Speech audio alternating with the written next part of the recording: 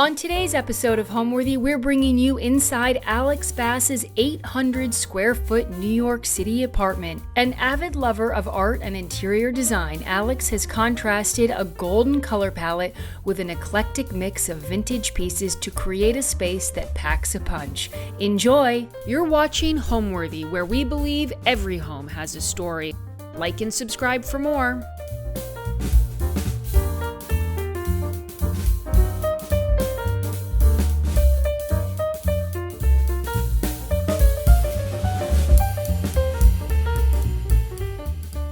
My name is Alex Bass, and today we are in my 800 square foot apartment in the West Village.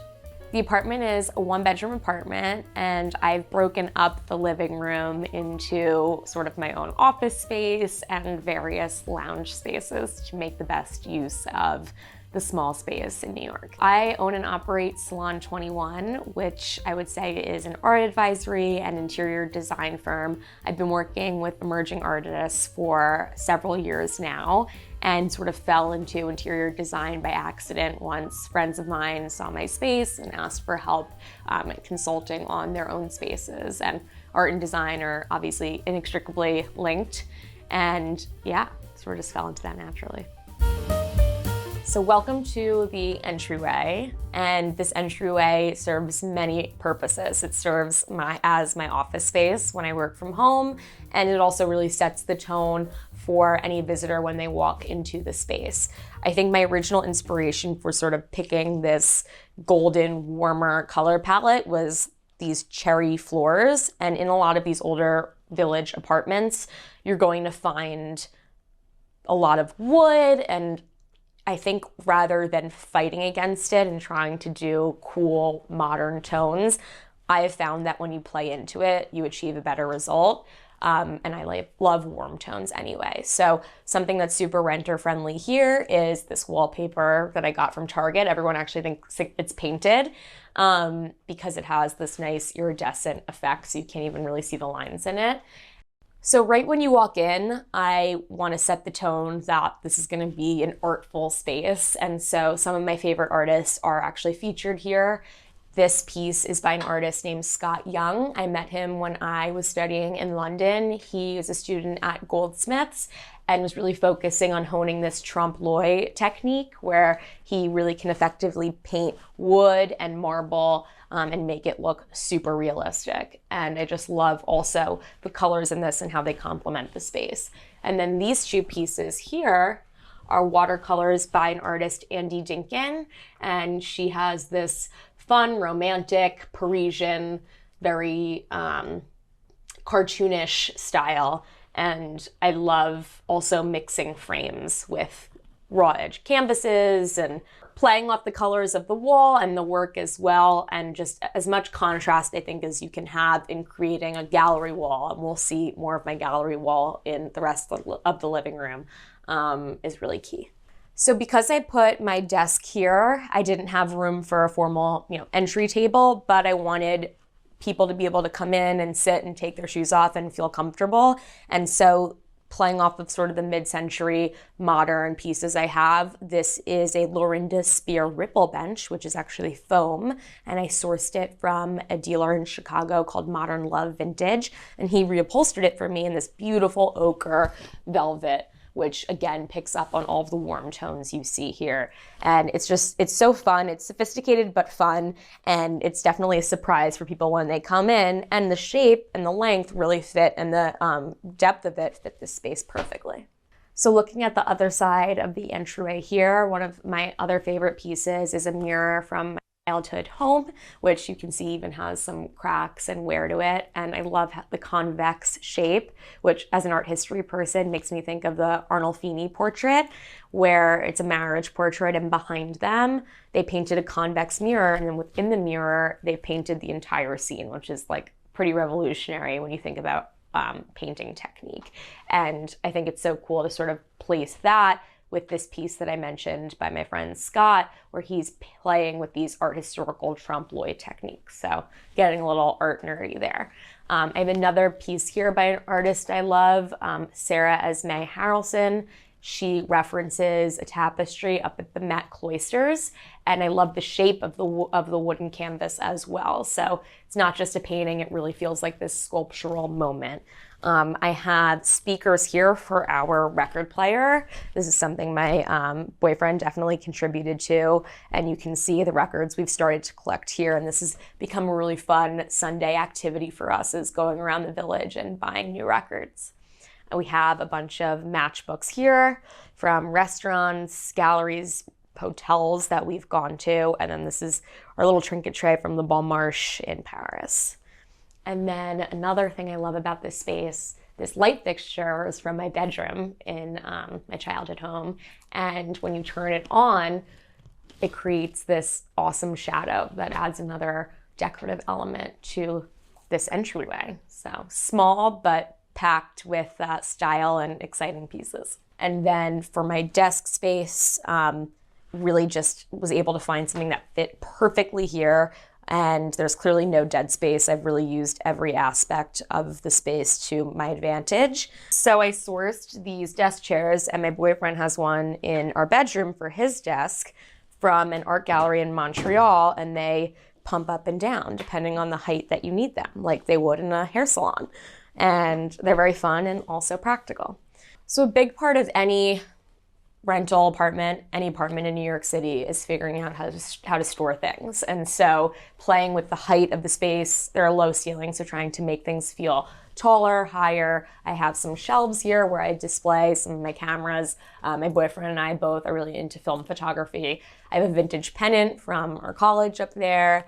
And then this is my workstation. So I have my desktop, which is really nice for editing photos, laptop here, and a fun little table lamp. I walked into it, and this kind of happens when I walk into a lot of different spaces, immediately knew how to better arrange the space. This living room is very narrow and long, and the former owners did not, or former renters did not set it up in the most space effective way possible. And so I automatically knew the couch would go in this spot. I would put this there, for example. So my mind just always starts working the second I enter any space. Because it's a rental, they delivered it in, sort of white box condition, but obviously there were small things that I wanted to change to reflect more of my personal style. And so as you'll see when we go through the apartment, I have a lot of renter-friendly solutions that I'll share. Now we're gonna go into the main room in the apartment, which is the living room. And so if you follow me in this way, you can see the gallery wall that we've done here above this modular sofa, which is a funny story. I had two parts of it in my studio that I lived in before in the village. And when we moved into this space, I didn't want to get a new couch because I loved it so much, but I was able to get the other pieces and fit it in. So I imagine I'll probably do the same thing with my next space. Maybe it'll just keep getting longer. I don't know. It is actually extremely comfortable. And I'd seen it in a million photos, and I was a little nervous to pull the trigger on it, but we love it. And all you have to do is get these hooks so you connect each piece, and then they don't separate when you sit on it. And then I have some decorative throw pillows here. And then above, we have the gallery wall.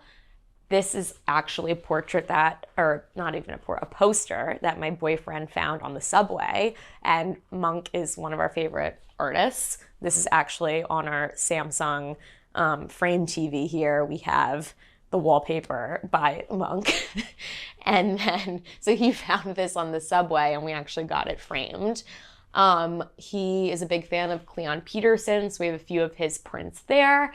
The centerpiece here is a photograph that my boyfriend actually took, and he did some photoshopping technique to it, and then we printed it. Above that, we have a painting by Laura Bell Swarovski, and then next to it is a take on Vermeer's Girl with the Pearl Earring that was painted by a friend of mine from high school named Lindsay Basil. So obviously there's a lot going on in terms of the walls here. They're really covered in art. That's something that I love. And I think the way to do it is first of all, not be afraid that things won't go together if they're from different time periods, different styles, different mediums, and also really play with the framing. And so I laid this out on my floor, went through so many different variations of it. I'm like still not happy with it at some points, and I have moved it around. So I would call it an influx gallery wall. But I would say don't be afraid of creating something like this. It's challenging, but it's really rewarding. There was no overhead light in this space. And so something that you can do, which is also renter friendly, is get a swag light, which plugs into an outlet. And then all you have to do is get hooks from your local hardware store and drape it. And then there you go. You have a pendant light in the middle of your living room. And this light is from the 70s. It's smoked lucite, very space age. And it was done by Paul Sagan, who was one of the co-founders of Pottery Barn. So over here is kind of a continuation of that gallery wall. There are some photographs that I actually took, and then 2 lithographs that my parents had from their parents. And then another print here by Jake Wood Evans of the 3 Graces, very like Renaissance inspired. And in order to create this and not detract from having a TV in the middle, we just kept the black and white theme going here, and then brought in really nice metallic elements with the frames. Rules when it comes to framing. I think that if you're going to obviously create a gallery wall, you do have to think about it all together, but really whatever works with the piece, and if a frame just speaks to you, go for it. I think getting a mat is really important, but if you go to your local framer, they should definitely know how to help you. So these pieces, I love mixing like gold and silver, and some people are really scared of that. These are in their original frames and they have like a bit of a patina to them, so I kept that. This was in a white frame and I never changed it. And these were actually displayed very differently I've been in 4 different apartments in New York, and I had a whole wall of just these black and white photos, and my mom actually originally framed them for me, and she chose gold, silver, and then the rest she did in black and white. And so yeah, I just fit them together the way that I thought they looked best, putting certain ones next to each other and spacing it out in the right way to not make it feel like it clashed. And then here I have this vintage book stand.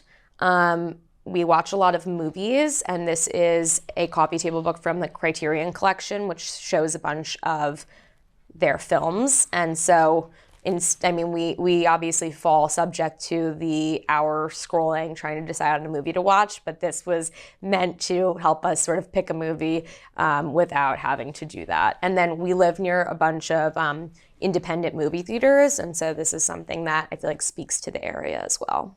So I call this area of my living room the bar area, and obviously because there's a bar here. And I think when you're living in an apartment in the city, some things you have to think about are, storage, space-saving solutions, and obviously style. Those are all S's. I actually just came up with that. And this bar really fits that perfectly because the height of the back bar here lets me display a lot of my cocktail glassware, and it's also narrow enough that it doesn't take up too much of the living room space. And the funny story about this is I purchased it from a seller on First Dibs who had sourced it from Miami in the 50s, I believe. There's this really cool woodwork here and then bamboo texture. And we happened to be up near where the seller was in Connecticut. And so we actually stopped by her home and met her, saw all the other pieces that she was collecting and selling, and then ended up being able to take it back in my car. And so it was really, really cool to be able to meet the person selling us the piece and hear the story about it, hear more about her and how she collects. And I also love that my boyfriend and I picked out this piece together. So it, fits the space really well. And then looking at some of the pieces on the bar, it's obvious it's also very precarious, so I have to be careful when I walk behind it. I sourced this vintage Gucci glassware, which is a splurge, but well worth it, from this antique show in East Hampton. So there are these tumblers, and they come in these little cozies that are supposed to keep the drink cold or warm, and it came with a thermos. as well. And this print is like so 60s and 70s. Absolutely love it. Had to keep it somewhere where everyone could see it. And then just have a bunch of other vintage glassware throughout and some other random objects. Like this was from the hood of some car. And I think I found this at Melee Mercantile, which is a really great vintage store. Have some books on entertaining here. I have these little mezcal shot glasses from my most recent trip to Mexico City. So again, just really mixing everything. And then of course the practical things like liquor to make drinks. Oh my God, so they are actually like coolers for a bottle of Veuve. And I got those on eBay. And obviously keeping in the theme that I love art, one is a tube of paint and one is a pencil. So they're fun and quirky. This was from my boyfriend's childhood bedroom, this like smoking, it's called Smoking Labbit, not rabbit. And then this is a melting disco ball that was made by Kelly Worsler in collaboration with another design firm. And so because of that, we call this our disco tiki bar. So obviously the space is already tight here, but we did need a side table for the couch. And so something fun I found was this Milo Bogman table that actually is tiered and has this moving piece here. I love flowers. I grew up with my mom always having flowers in the house. And so Allison, before you came, I had to go to the florist and always like a big display here, something tall that leads up, brings your eye up to this painting we have by Mark Majori, who's an artist that my boyfriend found and who I really love. And then just from Home Depot got this museum style art light that helps illuminate it. And so we have this little moment here. And then I actually have some vintage architectural digests that I got from my friend's store called Shop Abode on Elizabeth Street. And so again, another nod to my love of interior design. And one of my most prized possessions actually is one of my favorite artists, Yoshimoto Nara. This is an ashtray that no one is allowed to use and is just for display purposes. It says Too Young to Die, which is like a little sinister, but there's something about the characters that he creates that I just feel like I have this connection to. They're tiny and angsty, and I don't know, something about it I love. And so one of my art pieces here, and I actually got it on eBay. I don't know how much I paid for it, maybe $100, and they resell for maybe like 10 times that now. So cool investment, and that's why nobody's able to use it. So now we're in the library, and I like all these names that I'm creating for my living room. But I did want to put a chair here to really show that this space can be used to read a book. And so between my boyfriend and I, we've amassed a ton of books from school and coffee table books. So it's really a mixture of novels, coffee table books. I have some favorites that have actually been signed by artists. This book by Murakami is from a talk that I went to. And he signed it to me and did some little caricatures as well. So some really special things mixed in. And then some of my favorite coffee table books I displayed upwards at the top here to, again, bring your eye up. And they almost function as like art pieces as well. And so this has been with me in 3 different apartments. This is the 3rd apartment. And each time I do a different iteration of how I display the books. And this time I also wanted to do something a little different. So I put these little drawings that I actually got. There's a man and a woman reading, hence the library theme.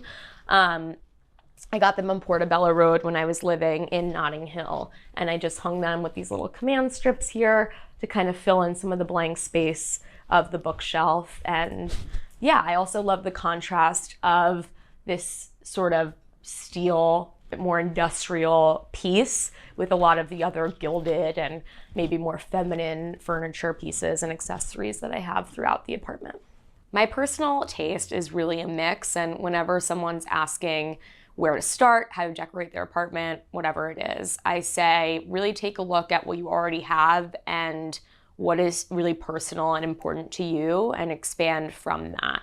And so a lot of pieces that I have here, I've actually brought from like my childhood home, and then I brought in things from other parts of my life, from other apartments. And so I don't know if I would have a defined style other than saying it's eclectic, it's vintage, it's really a mix.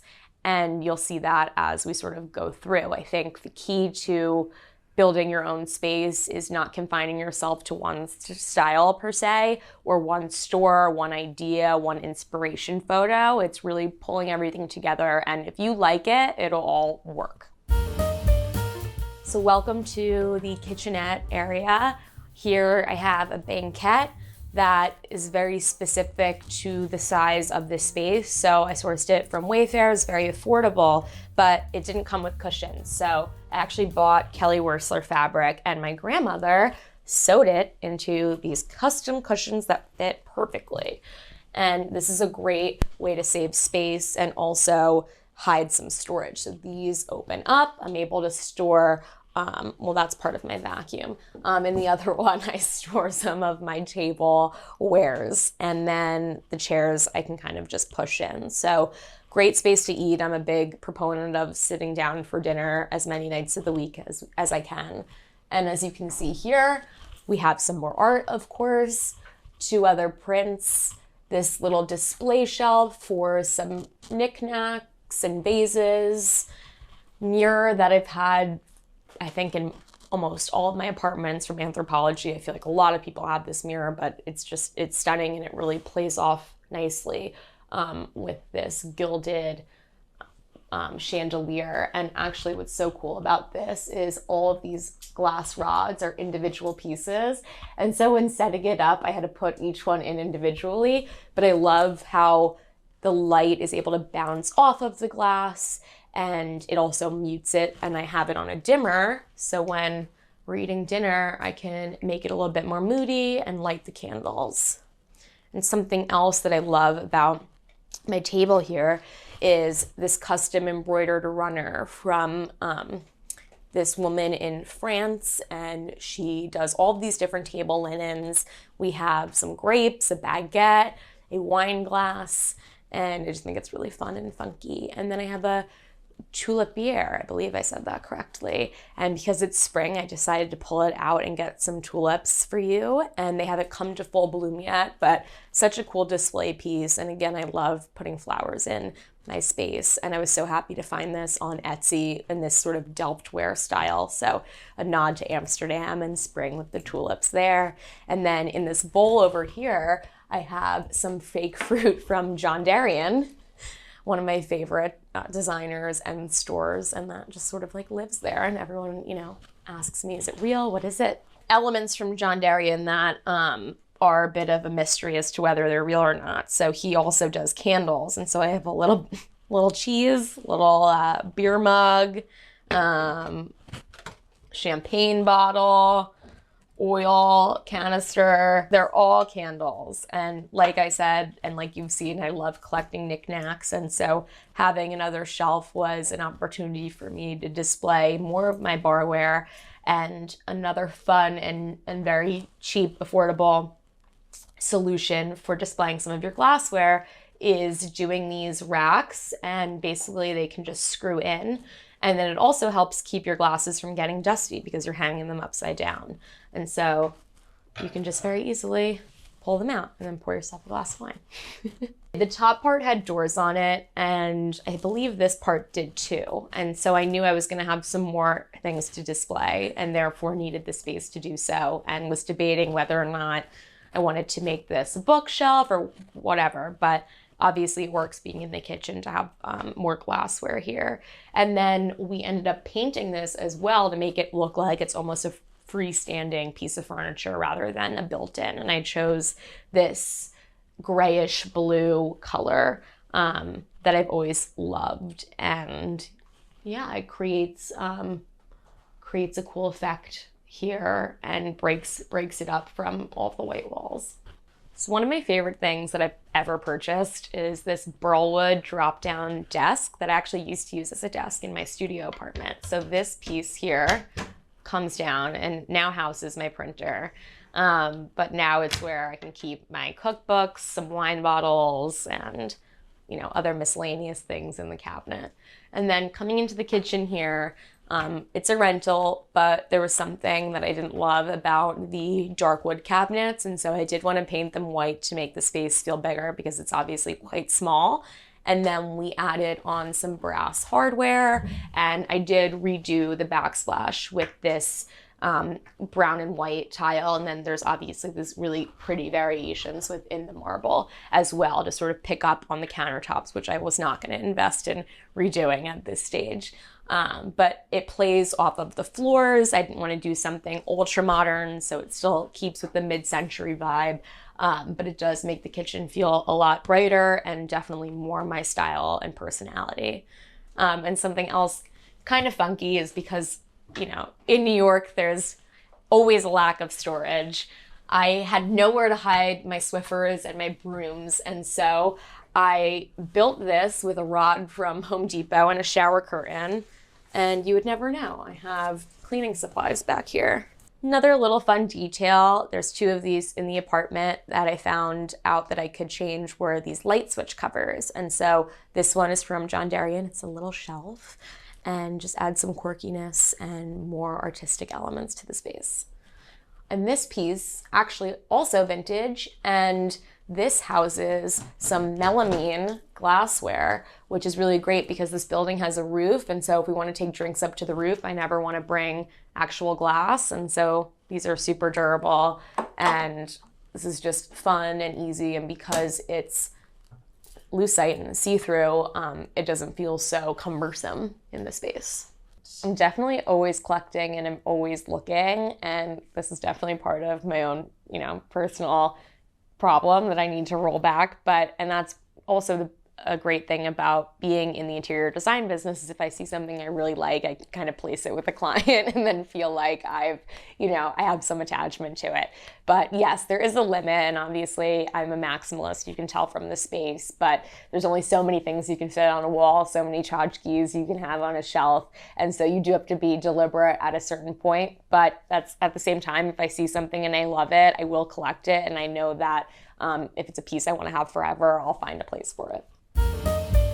We come into this room. This is the bedroom space. One big thing in the bedroom that I wanted to keep in mind was that the rest of the apartment is very busy, and I find lighting to be very important. And so we brought my ultra Fregola mirror into the bedroom because when you turn the overhead light off at night, it gives this really pretty warm glow. And it also works because my closet's in here and I can get dressed and have this really cool mirror to look into. And then if we come over here, we have the bed. And one piece that I invested in was this Burlwood Milo Baldwin headboard. I never was a big fan of like full bed frames. So having a headboard that no matter what apartment you're in, you can adjust the height of it is really cool. And I know this is a piece I'll have for a very long time. And the actual bed, in terms of the bed frame, is just this soft bed frame that I got on Etsy. And so the combination works really well. And we actually have a projector, which is really fun. So it lives here, and I have a piece of art here because I needed, more walls to display art, but I did want to have a projector, and so it goes on top of the artwork essentially and pulls down when we want to watch movies at night. So because there's never enough closet space in New York, I got this freestanding piece, and I got it mirrored as well so it didn't look as bulky in the space. And I think the more mirrors you can bring into a small space, the better. Things that reflect off of each other always makes a space feel bigger. And so this is for more clothes. So next to the bed, we have these reading lamps. I bought these on Etsy a few years ago. They're Danish and they're accordion lamps. So they go in and out, and they're on their own switches. So at night, one of us can turn it on and dim it and have a reading light. So 1 bedroom, 1 bathroom apartment means that I need somewhere to get ready. And therefore I found this amazing vanity that I was coveting for a while, this Luigi Massoni Dilly Dally Vanity. And in this beautiful gray velvety suede fabric, turns on here. Comes with a little stool that pulls out, and this whole thing collapses. So space saving, storage, and stylish. There we go. Got in all of those chips again. And yeah, I display my makeup, perfumes, and also little trinkets here. This is from a trip I just took to Mexico City. An artist I love, Pedro Friedberg, creates these hand and feet. I'm sure you've seen so many variations of these hand chairs, and I always wanted a little statue of his. So I display that there, and I actually put my rings on the thumb. I think what I love the most about this home is how I was able to incorporate pieces from my childhood home, which my parents recently moved out of and asked me what I wanted to keep, and then pieces that I personally invested in from my other apartments. And then also the fact that this is my first apartment with a significant other, and that I was able to kind of combine both of our styles in a way that I think he likes as well. Home to me is a place where you feel grounded and centered and at ease, at peace. I think especially being in a fast-paced city, having a home is a blessing and something that you look forward to coming back to at the end of the day. And so part of that to me is really keeping my space organized, whether it's even just getting flowers for myself, just something that is gonna make me feel happy when I come home at the end of the day from walking around in, this crazy city. Thanks for watching. For more Homeworthy content, be sure to like and subscribe.